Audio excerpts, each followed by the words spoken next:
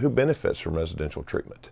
What about all the losses of not being in school if you had to take them out of school, or not being home for Christmas if you had to take them out during that time of the year?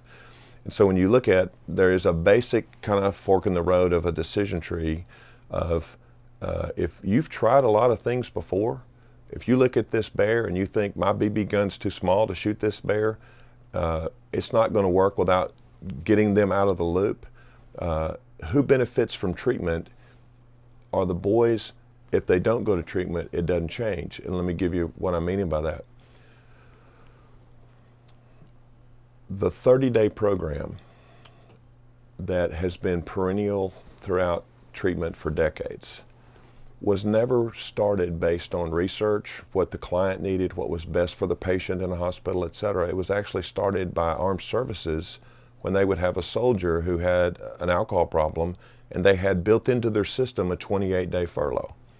And so treatment centers actually developed around the 28-day furlough. Now research has gone on, and you see treatment centers that are the old ones and the biggest ones in the world, from Betty Ford Center and Hazelden and those kind of places, extending the lengths of their program from what it used to be with the, the shorter term program, because of the research on the 90-day program. The reason that the 90-day program works is, if you remember in AA, they talk about go to 90 meetings in 90 days. And why did they figure that out? Well, it wasn't on brain research back in the 30s, 40s, and 50s.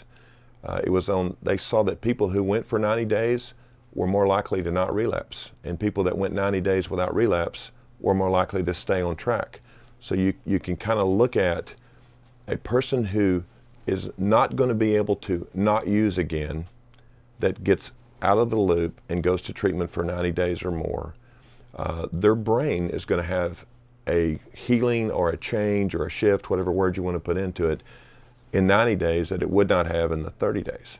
In the first 30 days, the research shows that a kid is still detoxing, person is still detoxing, that they're just beginning to get the details of the routine of the day of the treatment center, that they're connecting to their therapist, that they're starting to peel the kind of rough layers of the onion off of their story and get down to the meat of the story, to work to the core of the story after 3 or 4 weeks.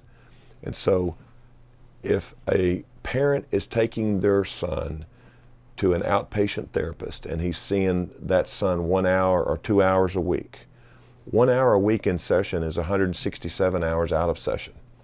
So you have 167 hours for whatever you accomplished in the 1 hour to kind of go back to the same old routine. It's kind of like a baby's bed where there's a butterfly mobile. You pull that one butterfly down and hold it for a minute, 1 inch out of formation, but you let it go and the other 11 pull it back up.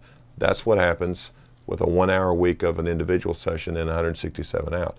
So one of the things to look at is that crockpot I mentioned earlier, a parent looking at, we've tried outpatient, we've tried going to counseling, we've tried those kind of things, and it just isn't working. It's not about that it's not a good therapist necessarily, and it's not about that parents aren't trying necessarily. It's about, it's impossible for some kids to change when they go right back into the same environment they've been in before.